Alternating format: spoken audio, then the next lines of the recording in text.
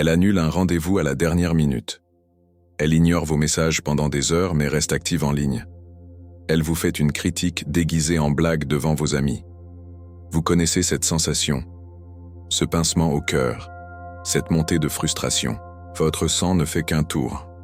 L'envie de réagir, de demander des explications, de montrer votre colère, de lui envoyer un long paragraphe pour lui expliquer à quel point son comportement est inacceptable. C'est le réflexe de l'homme qui a perdu le contrôle. Et en cet instant, vous avez déjà perdu la guerre. Mais si je vous disais que la meilleure punition n'est pas dans le bruit de votre colère, mais dans le poids de votre silence?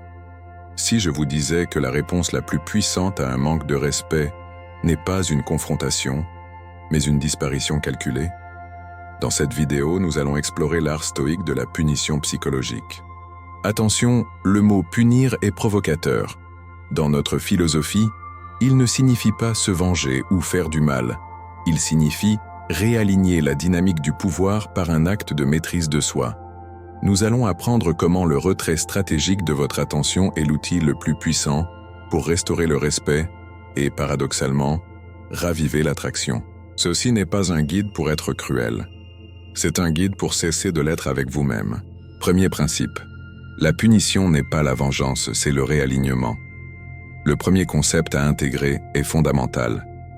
Quand un homme faible se sent blessé ou manqué de respect, son premier réflexe est la vengeance. Il veut lui rendre la monnaie de sa pièce, la faire souffrir comme il a souffert.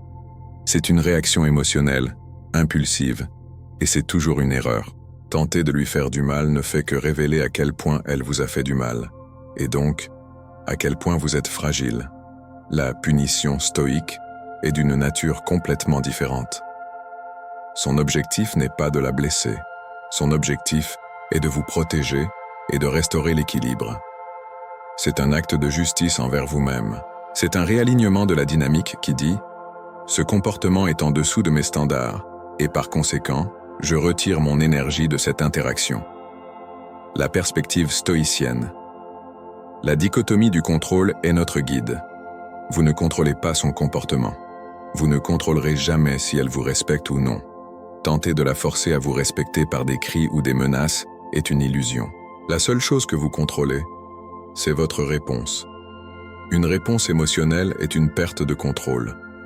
Une réponse calme, délibérée et basée sur vos principes est un acte de pouvoir suprême. La punition stoïque est donc une action interne. La décision de ne plus offrir votre précieuse attention à quelqu'un qui ne la mérite pas à cet instant. Deuxième principe.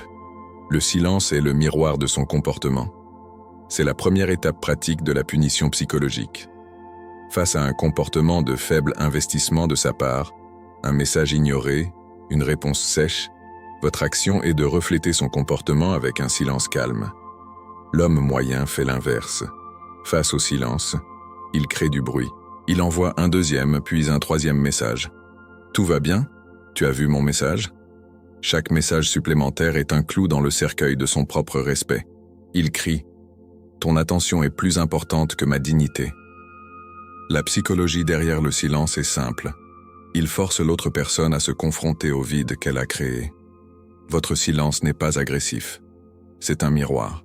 Il lui dit « Tu m'as offert du silence. Je te renvoie l'image de ton propre investissement. » Cela crée une micro-perturbation dans son esprit, comme nous l'avons vu dans une vidéo précédente. Elle s'attendait à une réaction, à de l'anxiété de votre part.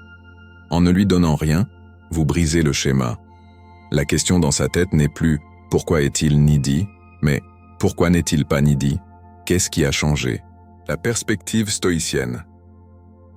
Le sage stoïcien n'agit pas par passion but par raison. Votre silence n'est pas une bouderie. C'est une réponse logique et mesurée à un manque d'investissement. C'est juste. Vous n'ajoutez pas d'émotions négatives à la situation. Vous retirez simplement votre propre énergie. Vous conservez votre paix intérieure. Vous ne la punissez pas activement. Vous cessez simplement de la récompenser pour un mauvais comportement. C'est la forme la plus pure de discipline comportementale. Troisième principe. L'absence est la sanction suprême. Le silence est l'outil pour les fautes mineures. Pour les manques de respect plus importants, un rendez-vous annulé à la dernière minute, une promesse non tenue, Une humiliation publique? Le silence ne suffit pas. L'étape suivante est l'absence. L'absence est le retrait non seulement de votre communication, mais de votre présence émotionnelle et physique. Vous ne lui annoncez pas que vous allez être distant. Vous le devenez simplement. Vous devenez soudainement occupé avec votre mission, votre sport, vos amis, votre vie. La psychologie de l'absence est la plus puissante qui soit. Elle déclenche la peur de la perte, fear of missing out. L'être humain est programmé pour désirer ce qui est rare et ce qu'il risque de perdre. Tant que vous étiez toujours disponible, votre présence n'avait aucune valeur. Au moment où vous montrez par vos actions que votre temps et votre énergie sont des ressources limitées que vous pouvez allouer ailleurs, la valeur de cette présence monte en flèche.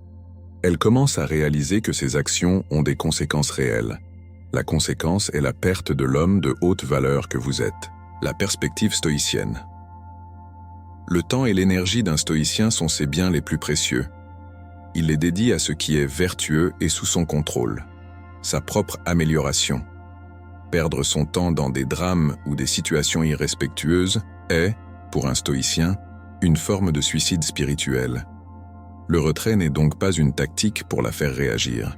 C'est un acte de respect de soi. Vous ne la punissez pas. Vous vous protégez et vous réinvestissez votre énergie là où elle compte vraiment, en vous-même.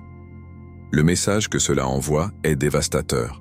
Ma vie est si pleine et si importante que je n'ai pas le temps pour le manque de respect. C'est l'incarnation de l'indépendance émotionnelle. Conclusion. La punition ultime est votre bonheur. La punition psychologique stoïque, en fin de compte, n'a rien à voir avec elle. Elle a tout à voir avec vous. Le but n'est pas de la faire souffrir ou de la forcer à changer. De telles tentatives seraient une violation des principes stoïciens. Le but est de vous respecter tellement, de valoriser tellement votre paix intérieure, que vous retirez naturellement votre attention de toute personne qui menace cette paix. La plus grande punition pour quelqu'un qui vous manque de respect est de le voir devenir plus fort, plus heureux et plus indifférent à son comportement. Votre bonheur et votre croissance personnelle deviennent la démonstration silencieuse de son erreur. En appliquant le silence et l'absence, soit elle réalisera la valeur de ce qu'elle a risqué de perdre et ajustera son comportement pour mériter de nouveau votre attention, soit elle disparaîtra. Et comme nous l'avons déjà dit, dans les deux cas, vous gagnez. Vous ne cherchez pas à la punir. Vous cherchez à vous élever. Et c'est cette élévation qui, paradoxalement, est la punition la plus efficace et la forme d'attraction la plus puissante. Partagez dans les commentaires une situation où vous avez réussi à ne pas réagir émotionnellement, mais à appliquer le silence. Quel a été le résultat ?